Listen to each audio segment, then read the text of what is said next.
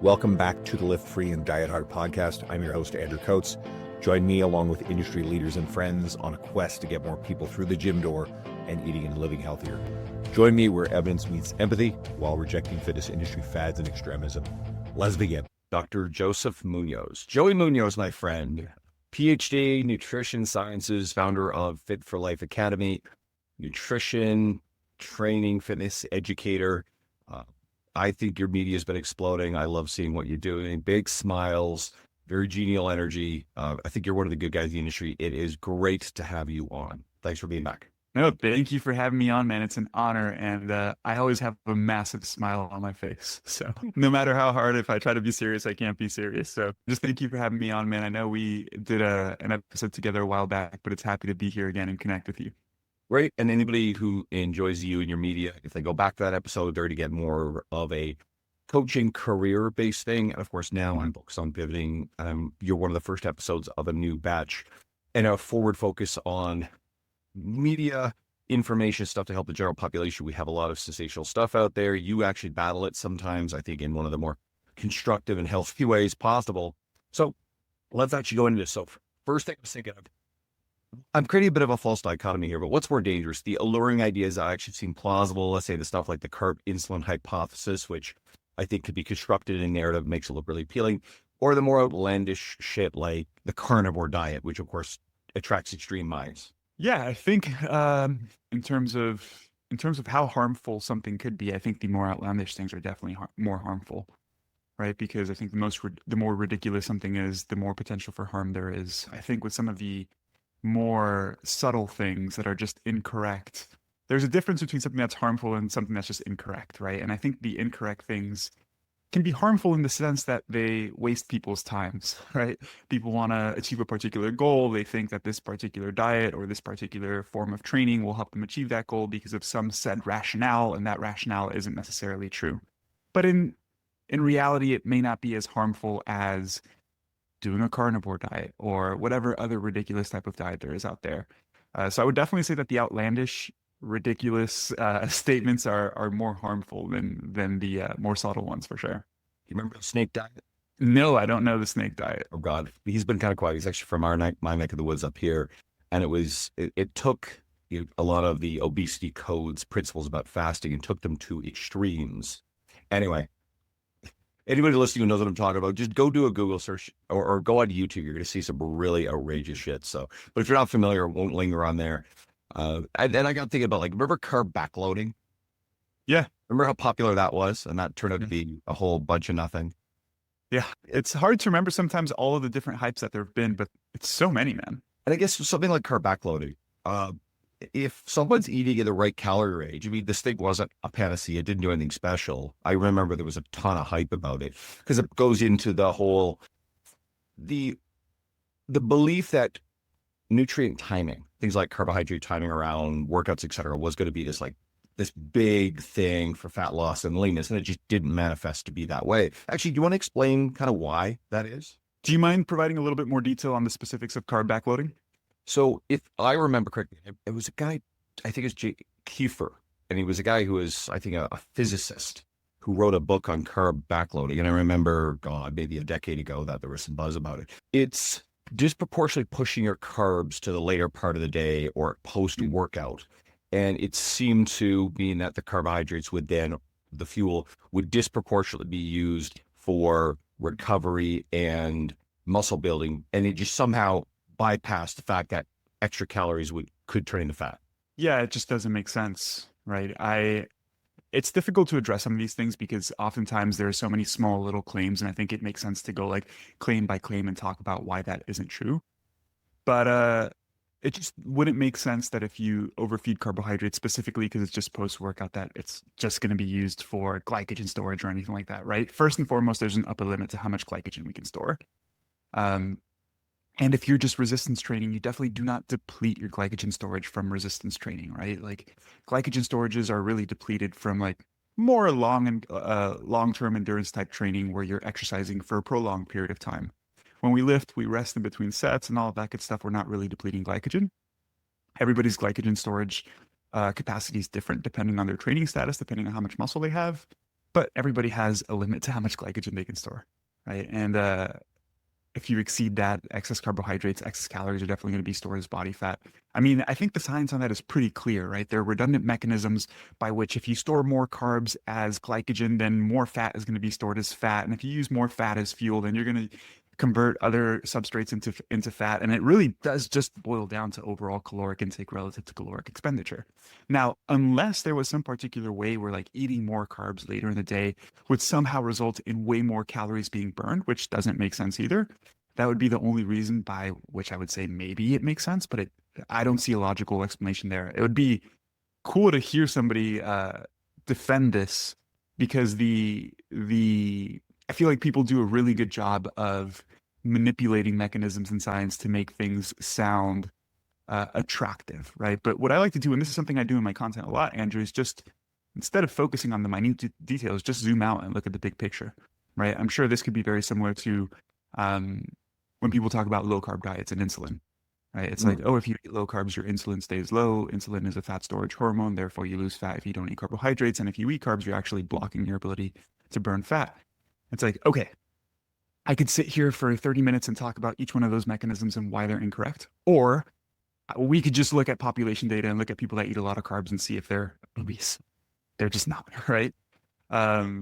It's funny because as a total percentage of caloric intake, the US isn't like the highest in carbohydrate intake at all, right? A lot of other third world countries eat a much higher percentage of total calories coming from carbohydrates.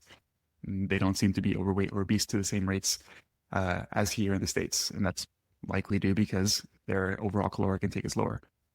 We also look at studies between low carb and high carb diets when calories are equated. We see no differences in weight loss, right? So people really focus on the mechanisms. I think it's so much simpler to just zoom out and see like, hey, is what they're saying actually true by just looking at what people do and looking at their behaviors. And I would also push back on the carb backloading stuff. Like if you're eating a ton of carbohydrates after training, and let's say you're somebody who trains after work, right? 7 p.m., 8 p.m., let's say you're done with your workout around that time, and then you have a massive amount of food. For some people, it can definitely impact sleep quality. We know how important sleep is for recovery, for muscle growth, for hunger regulation, for energy expenditure, for all of that great stuff.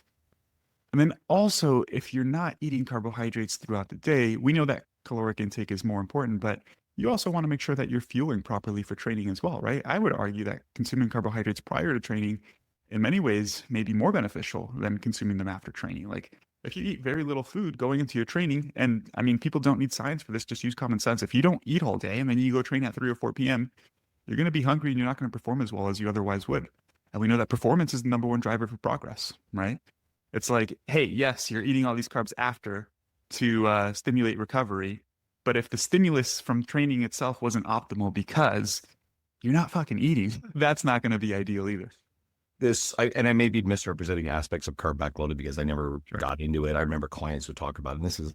And I haven't heard it talked about in quite a long time. So it pretty much just died off. Watch now, the wrong person will hear this. It'll get in the wrong hands. All of a sudden, this legion, the same people who are like the seed oil brohards are going to get like, oh, what's this carb backloading thing? They find the book and all of a sudden it's the next fad again. Because these fads tend to be cyclical. I'm just waiting for it to circle back around.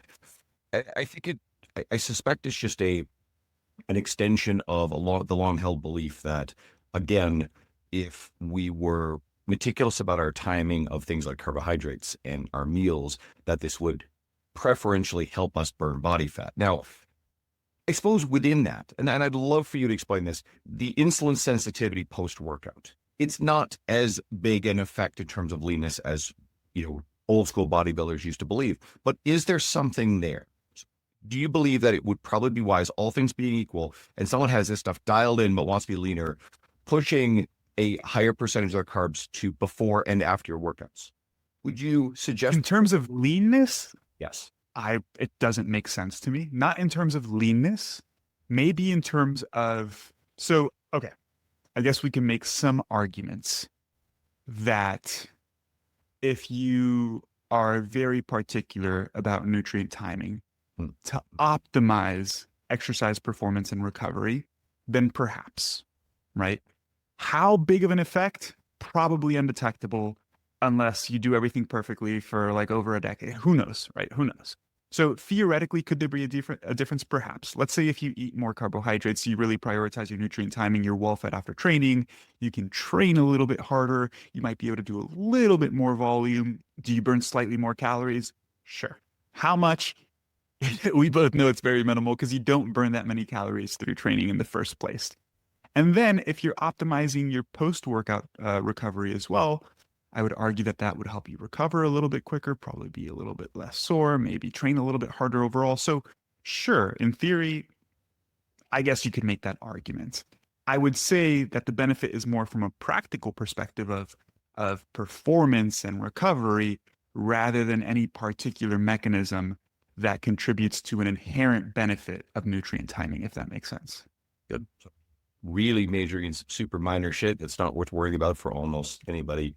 I suppose if we have sports performance athletes, maybe 2 hard workouts a day, multiple intense training things a day, then you're like probably fast digesting carbohydrates post workout is probably that, and even intra workout carbohydrates probably makes a difference, but most people aren't in that category. Yeah. And when we talk about post workout nutrition, we're talking a lot about carbohydrates, but obviously having a well-balanced meal is super helpful as well, right? I'm sure you're talking about the fast-acting carbohydrates because if you're doing 2 training sessions in a row, you want to get some quick carbs in there, makes sense. But in general, because this is one thing people talk about as well, the anabolic window, which is not this carb backloading stuff, but in general, consuming food after training. And I don't like when people use science to have like a hard yes or a hard no on a topic because it really does depend, right? And for a while, probably when would this have been? Probably like 2010, 2011, around there. It was all about the anabolic window, 30 minutes after training. I used to go to the gym, Andrew, with like my protein powder and Gatorade powder in a shaker cup. And dude, I would finish my last set, fill it up with water and chug it right away. Like I wouldn't even let my friends talk to me right after my last set. And then there was a good amount of research on the topic. And essentially the research shows that there's no difference whether you eat immediately after training or an hour after training or 3 hours after training. And then the whole consensus was that the anabolic window doesn't exist and it doesn't matter.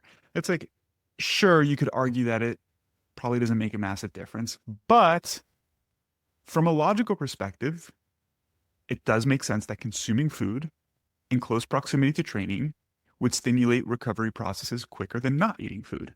So if you can prioritize it, it's probably a good idea to eat some food, right? I think we could all argue that it's not a good idea to have a really hard training session and not eat for 4 or 5 hours. Right. And again, Andrew, like it's hard to talk about these topics because we also need to talk about effect sizes, right? Like how much does something actually matter?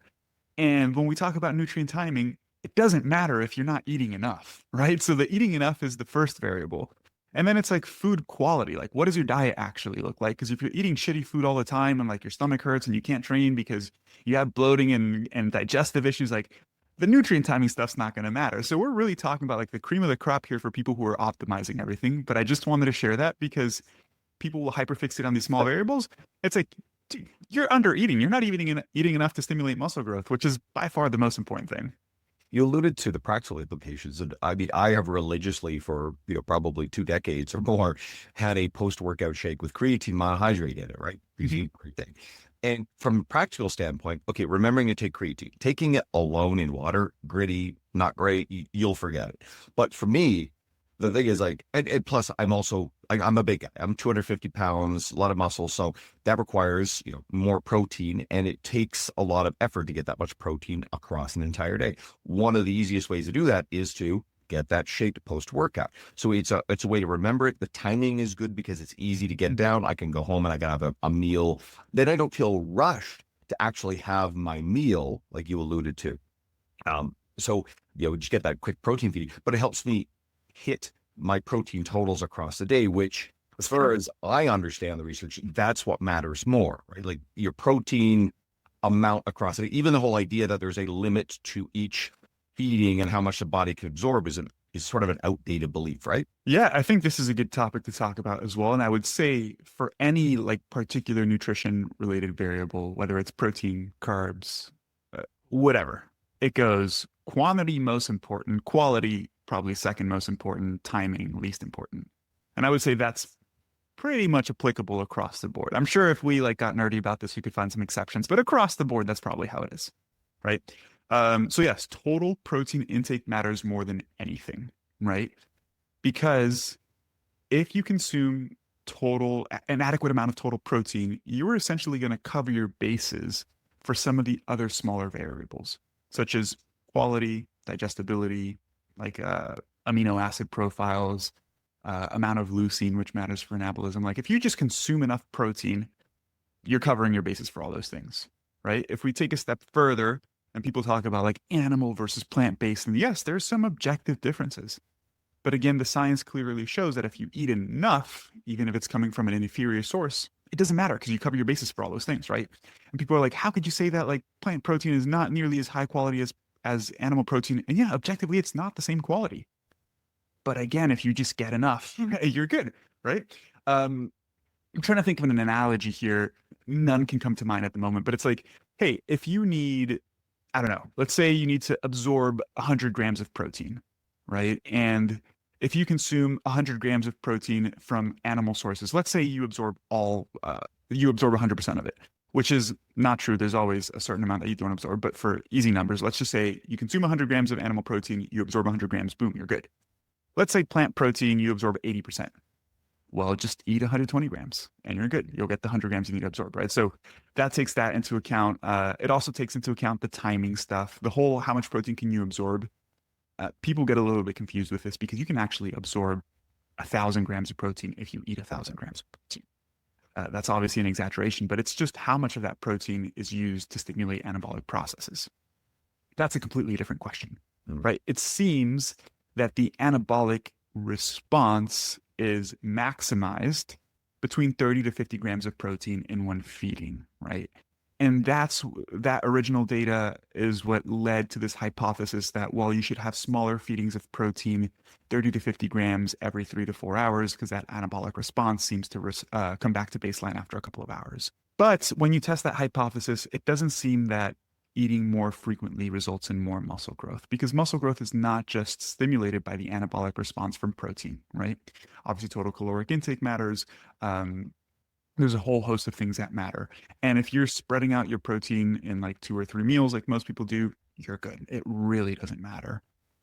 In addition to that, people often think that it's just like this anabolic effect of protein that results in muscle growth. And the truth is that even if you eat 30 to 50 grams of protein, a fraction of that is actually used to build new muscle.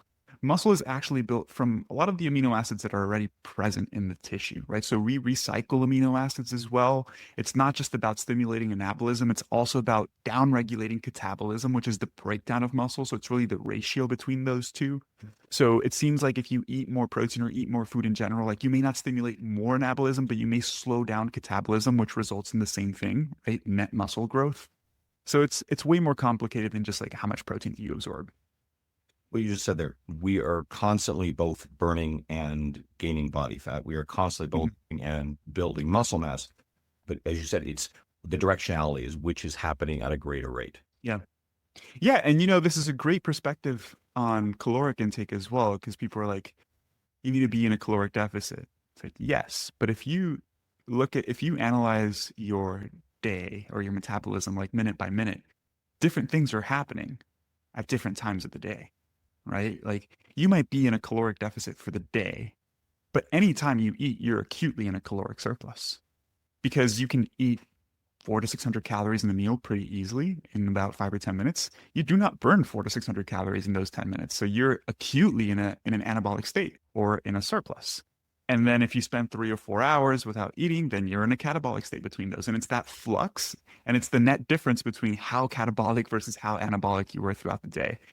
And I think that helps people understand why it's also not imperative that you're perfect with your caloric intake every single day, right? Because you could calorie cycle, you could have a little bit higher days, you could have a little bit lower days. It's really the net difference that matters. And the flip side of that, and we always talk about this, it's you could have 5 days across the week that are really good where you're in let's say your goal is fat loss, you're in a 200 calorie deficit across 5 days, but then you end up with 2 days with 1,000 calorie surplus on the weekend. And all of a sudden, what is your net there? You're up 1,000 calories over maintenance. And people are like, well, why am I gaining body fat? I'm eating so well. Well, your weekend fell apart. So So you're having too much fun, buddy. pivot a little bit because actually that was great on the little bit more of the nutritional side. So I pulled this quote out of here that you said, you have to get used to saying no to things you said yes to. So, and in the context of, basically like lifestyle change, losing body fat, getting healthy, et cetera. Yeah.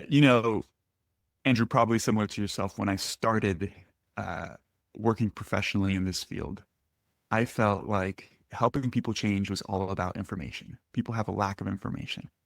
And when I use the word information, I'm referring specifically to they don't know what a healthy diet is.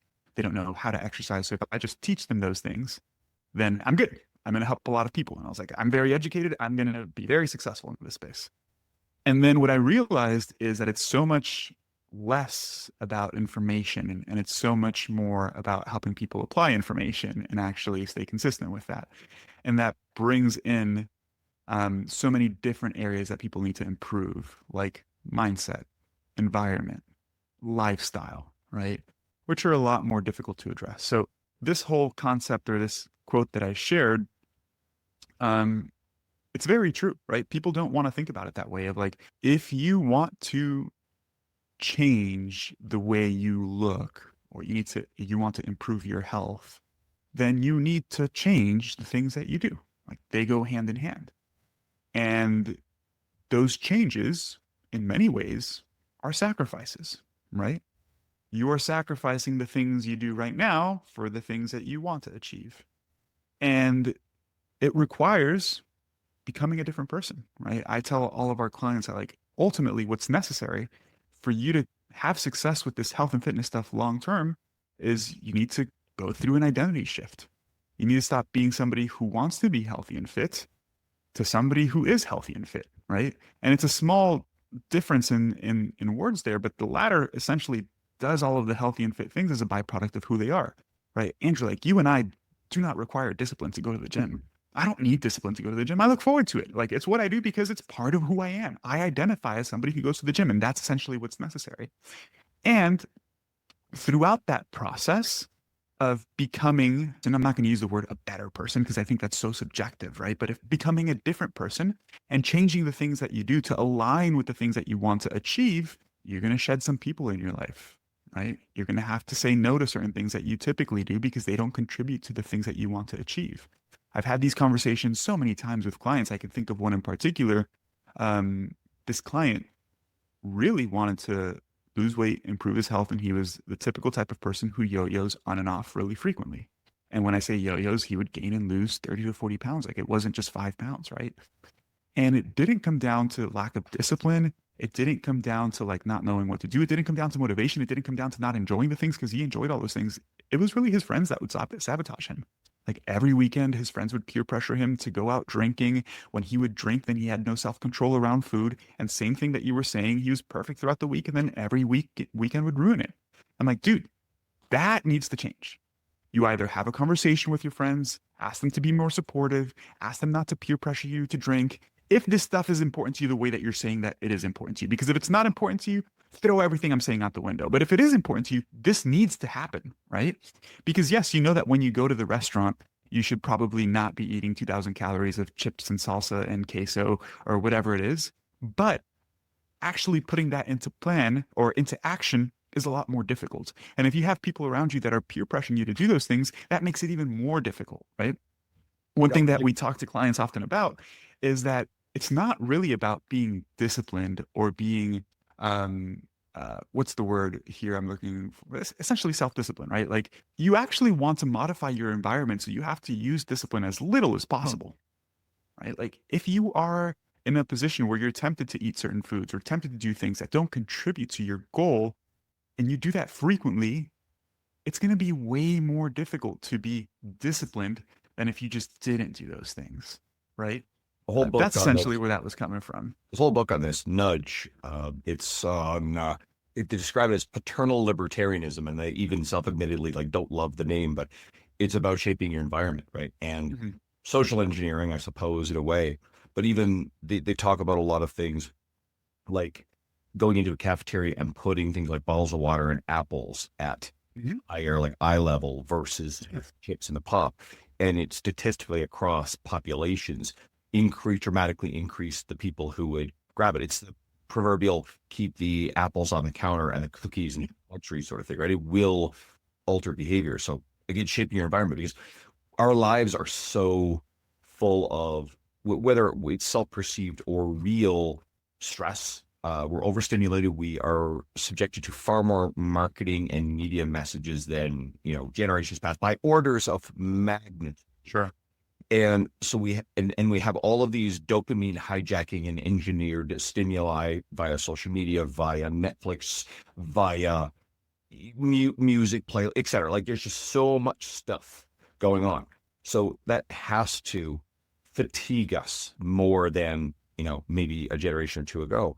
So I think these things matter more than ever. You're going to default to your environment. And you're going to default to, I love the fact you point out identity. And I think James Clear's Atomic Habits probably is the best treatment on that. Casting votes for the person you want to be. I really like that, because you said it right off the hop about discipline, right? You and I bypass motivation because, and yes, discipline, fine, people talk about this, but because we are, as our default setting, we are going to act in line with our identity.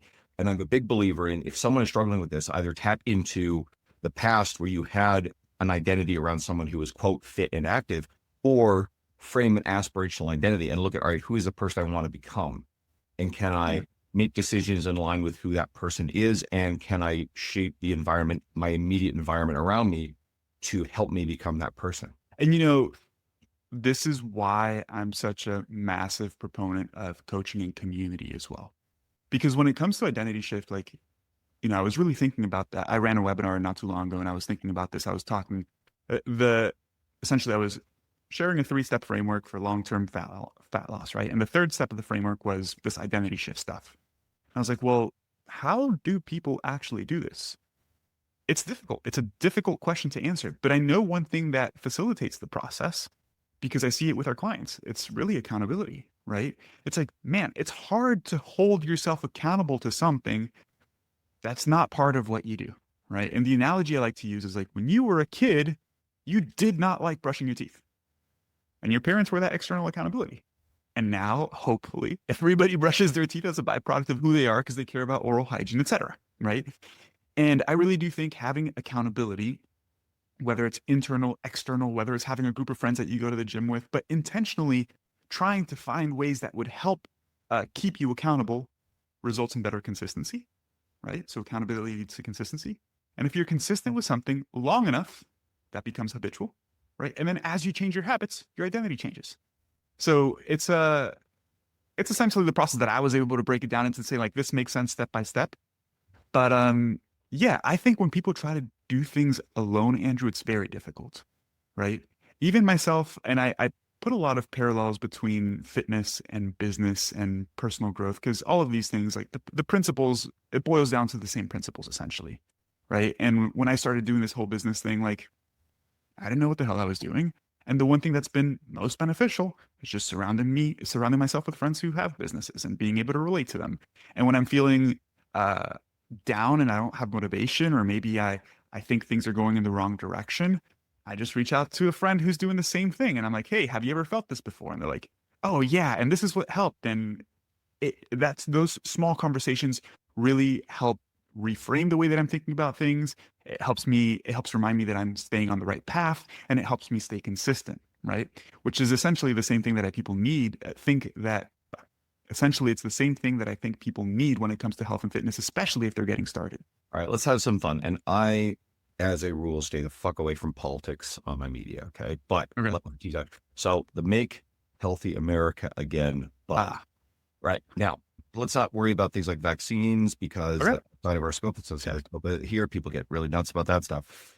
And obviously, there's a lot of fervor about this. You see one side that like rah chanting the slogan, the other side is like rah, everything is bad. These things are generally, this is political tribal, right? And I see it from the surface level. There's political tribalism. One side says all good, one side says all bad. They battle over it.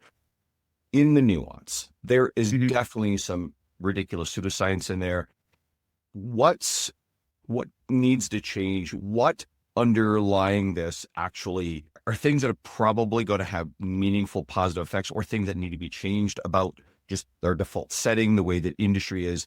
And what are the things that are part of this broad sweeping thing that, okay, these are big red herrings, your food dyes, your seed oil type stuff? Sure, this is a loaded question. So I'm sure I'm going to start rambling a little bit. Feel free to direct me in any particular direction. Okay. First and foremost, I think that hyperfixating on individual ingredients moves the needle very little. For example, I saw a quote. It could be real. It could not be real. Of RFK saying something like substituting seed oils for beef tallow for fries, for example. That might or may not be an actual quote, but it could be a particular initiative. Would that make any difference in health outcomes? Literally none. Literally none. One, first and foremost, there's pretty robust science showing that seed oils are not inherently harmful. And people talk about the omega-6 content and oxidation and this and that. Listen, should you use an oil 20 times over and let it become rancid and all that stuff? Like, no, you shouldn't do that. Maybe there should be some sort of, regulation, for lack of a better term, in terms of like how often these things can be used, etc. But in general, seed oils themselves are not inherently harmful. Omega-6s, yes, mechanistically can contribute to inflammation, but omega-6s can also just be used for energy production. When we look at people who eat more omega-6s, they don't have more inflammation, they don't have more disease. Again, not trying to focus so much on mechanisms, but just on outcomes, right? So a change like that would make a big difference. A change like changing high fructose corn syrup for cane sugar will make no difference, right? What people don't understand, and high fructose corn syrup is seen as this horrible thing. High fructose corn syrup is just 55% fructose. Do you know how much fructose is in normal table sugar? 50%. Okay, so it's just a very minor difference. It really doesn't matter. Sucrose, a molecule of glucose, a molecule of fructose. That's like exactly. So people really focus on these small, little, minute details. In the case of like high fructose corn sugar versus normal, or corn syrup versus normal sugar, or what's the other one we just said? Seed oils versus beef tallow. Those things make no differences on health.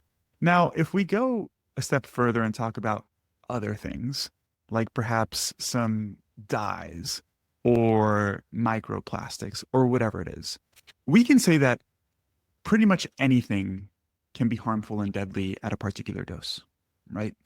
And so we need to establish guidelines to determine what sort of risk are we willing to take. For example, if you drink too much water, you drown and die, right? That's an extreme example. But essentially, we can say that, hey, up to a certain amount of a particular ingredient, it's pretty much safe. It's not going to be harmful, etc.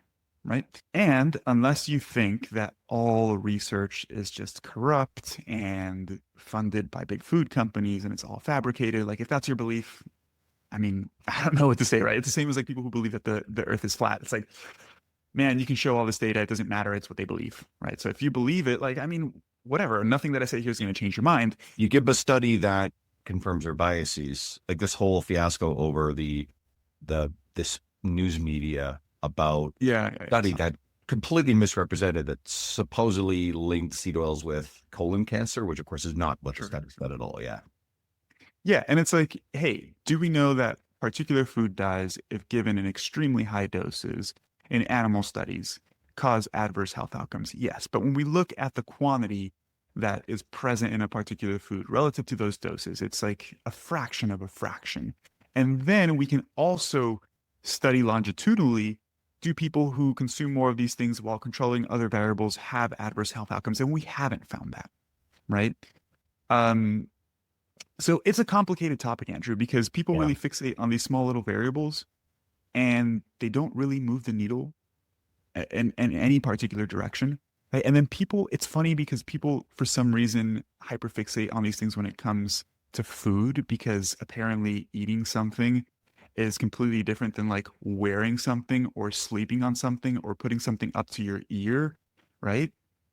But we're interacting with artificial things all day, every day, right? And it's like, people think like, hey, you eat something, so it's doing something bad to you internally, but our bodies are really just a tube. If you put it simply, our bodies are really just a tube, and our skin absorbs stuff like, and if you just take it to that extreme, like you can't just live life in a modern society. You can't, right? Because you can argue that everything is harmful. I'm sure you've probably seen people who obsess about every small little thing, radiation, right? Turning off Wi-Fi when they go to sleep. It's ridiculous, man. And that's essentially a direction it goes in. There's levels to that, right? But hyperfixating on whether your stuff has a little bit of red 40 is essentially the first step in that direction, I think. At recent, one of the episodes is going to come out with yours. Anybody interested?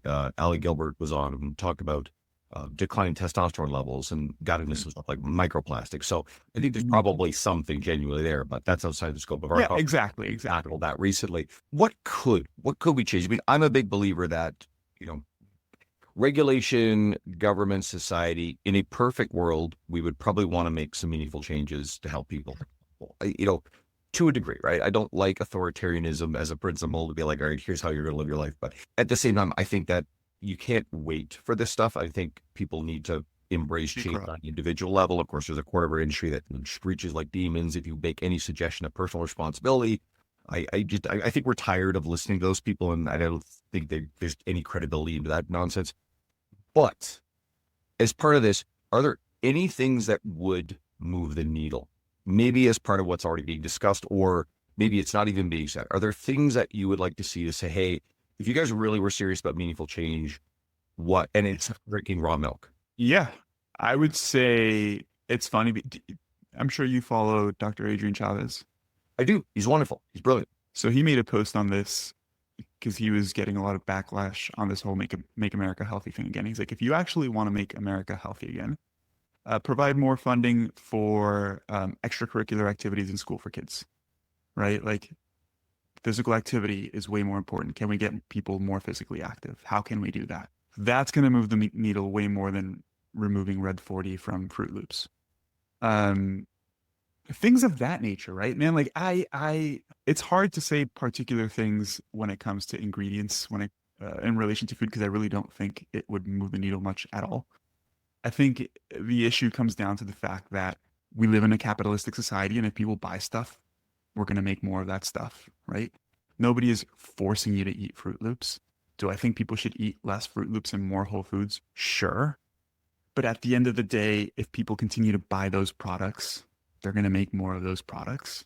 And hey, if I run a company that sells a particular food product, and I can invest money into having scientists figure out how to make people buy more of that food, and that's going to generate me more money, it's natural human behavior, right? It's not inherently harmful either. Like when there's people like the Food Babe and stuff hopping on social media and saying that like the people at Kellogg's are evil and they want to keep you sick because it's all a ploy, and then it's a silly argument because it's people just running a business trying to make a product that sells more, right? Now, if you think that capitalism is inherently evil, well, again, that's a personal belief. It's the type of society that we live in, right? You can make this argument, dude, if people tomorrow came out and said that polyester is the worst thing for your health and it's causing cancer, it's like, yeah, but I don't know anything about clothes manufacturing, by the way. But people tend to choose clothes that have more polyester.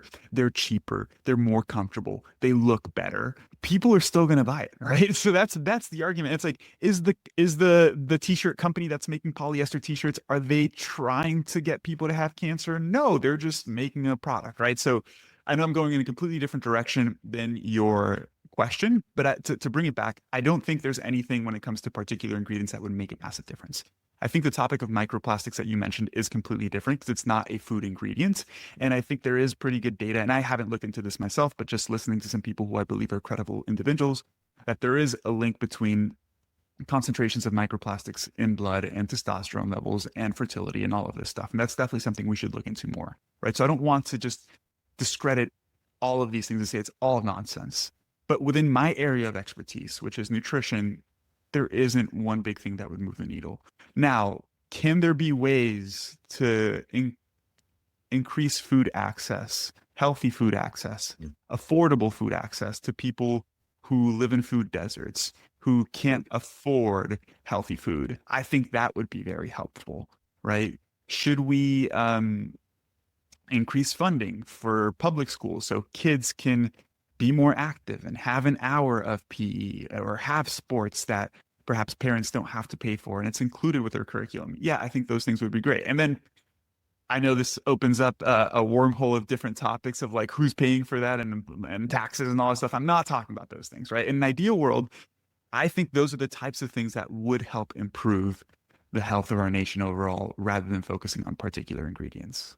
Two quick thoughts. One, in a way, we've actually, as a society, got a pretty good track record of identifying genuinely harmful things. Let's say trans fats within nutrition, and things like asbestos and like lead in and gasoline, and effectively banning them from those things. So we actually do a track record of that. Now, here's something I thought for a long time, and I don't know if everybody agrees with me, but you mentioned food deserts. Agree, got to fund that stuff. Obviously, healthcare is a big thing as well. And I don't believe this will ever happen, but I would love to see aggressive to the point of predatory taxation on, and it's, you have to figure out how to quantify junk food, fast food, this sort of stuff, right? People are going to argue about that, but as a broad category, figure out the details later. Ban discounting of these items, 100% tax to double the cost of them to drive the price up. Shift the price dynamic of, quote, I'm going to say healthy foods, but we're talking about, like, I don't like the word clean, but the stuff that generally is more nutritious, et cetera. And then take the funds from this. And this is just my personal wish. Sure. And take the funds, and 50% of it would go into healthcare, the downstream effects of all this. And the other 50% to go to fund food access for food deserts, people who just don't traditionally have access to relatively fresh, more fruits and vegetables, lean meats, et cetera, nutritious food. And that is something that I would, in a pipe dream world, love to see, because I actually think we move the needle on this stuff. Now, okay, so in an ideal setting, it makes sense, right? Yes. I don't think it's... Then it comes down to, but aside from like politics or anything like that, it comes down to even like drawing the line between what an unhealthy and a healthy food is very difficult, right? Because if we just go based off degree of processing, well then, hey, is a protein bar good or bad?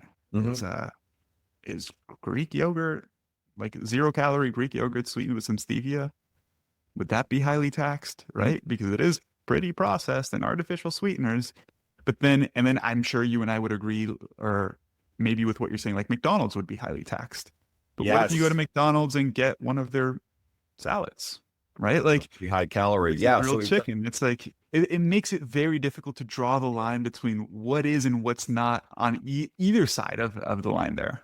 Yep. And then that is absolutely one of the major limitations. And I think something like, you could have like really smart people be like, okay, listen, Greek yogurt is on the good side of my health problem, and we know the Big Mac is on the other side.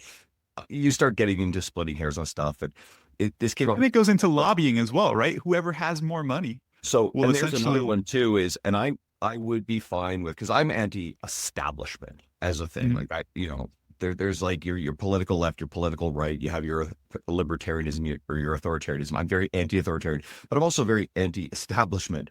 And I would not hate, see, I'm Canadian, right?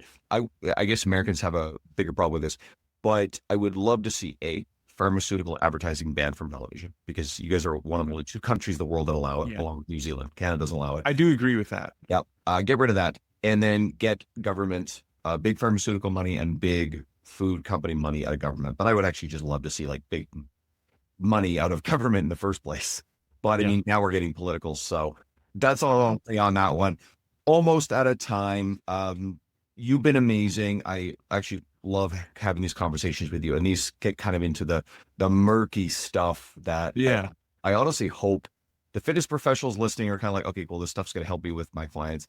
And I alluded to raw milk. You didn't take the bait on it. You want to finish up with raw milk and then tell everybody how to find you. Sure. So things like raw milk, objectively, no additional nutritional value than pasteurized milk, and definitely a greater risk of getting sick. Right. So when people talk about like, hey, there's more probiotics and this and that, it's like, listen, sure, but like these things have to make it through your gut, and like when we look at the science, there's just no additional health benefit to consuming raw milk. The nutritional value is retained during pasteurization. People don't even understand how the pasteurization process works. People say like, oh, some vitamins and minerals are heat sensitive, and yes, they are, but it depends on how long they're exposed to heat, and depending on the method of pasteurization, it's usually at a very high heat for a very low temperature, so it kills off certain pathogens and not necessarily destroys the nutritional value. So there's a ton to this stuff. But the science doesn't show any nutritional value or any additional nutritional value to consuming raw milk. And there definitely is a risk, right? It's like, why take the risk for no additional value unless you believe that there is some sort of nutritional value? Or you just look cool on social media, like opening up a thing of raw milk. There was one recently, Metabolic Mike? Yeah, I follow Metabolic. Yeah. I saw him fighting with, who was he fighting with? Dr. Ids. Yeah. Dr. Ids just made a very detailed video going over all the science, showing research of the nutritional difference between raw and pasteurized milk, essentially showing that there's not much of a difference and there is a bigger risk. And he's just drinking raw milk, and it's something the captions like trying to disprove it. It's like, dude, you didn't do anything besides just drink raw milk. But yeah, there's a lot of that on social media. Bread kicking his stomach, and sometimes I just kind of laugh at it. Man, I appreciate you. Can you tell everybody where to find more of your stuff? Your gentle myth busting, because I find it's usually kind of gentle and not as irascible as going to be like a Lane Norton, who's used to work for one of your mentors, and I love Lane. I've realized I'm just the gentle person, man. Even when, if one of the funniest comments I ever received, and I'll never forget this comment. It was a video where I thought I was going hard on somebody, like roasting somebody and debunking something. And somebody commented, even when Joey goes hard, he's still very kind and gentle. I was like, dude, all right, I guess it's just who I am. But jokes aside, if you guys want to learn more from me, just at Dr. Joey on all socials. And my podcast is the Dr. Joey Munoz Show. And if you want to learn about what we do, fitforlifeacademy.health is our website. It's on all my social media. You'll send me the links. I'll put it in the show notes. And as I said at the very beginning of this stuff, this is one of the early drop episodes of a new approach. I'm trying to hit a larger audience, more general audience. I know the coaches who have traditionally listened to it, you can go back. Anybody who's interested, you've been on my podcast before. We talk a bit more about career fitness industry based stuff. It's a great episode. Just scroll, you'll find it. It's awesome. But for everybody who has people in their world who are, maybe they're a little confused, maybe they're confused by the very stuff that we're talking about here. It's a relevant topic because it is so lightning rod stuff right now. Like, this is a stuff, it's all over social media. It is this tribal polarized argument. And I always like cautioning people, whenever you see tribal type things or identify something's tribal, and then you notice that there's some of these like really crazy things, or some that's like, oh man, that makes sense. And there's some really crazy shit. A lot of people will just follow the tribal ideology and go, yes to everything. Yeah. You know what? Catch yourself if you're going to do that, and maybe pause and evaluate items issue by issue and go, okay, that one makes sense, but that's just friggin' lunacy. So you know what? Maybe I'm not going to toe the tribal line on this, and because I don't like thinking in terms of belonging to any particular tribe. So I specifically try to identify things issue by issue and go, I think that's nuts, whereas I actually think there's some merit to that, right? So I'm hoping to help. And if you've got people in your world who are confused by this or want to learn more, take this episode, share this episode with that person, click on a link, put it in a text message, and that is how you help me reach more people, because I want to grow this. I'm rejuvenated. This is a lot of fun. I've been really enjoying recording these episodes. I've got a lot of great guests planned. Joey, thank you.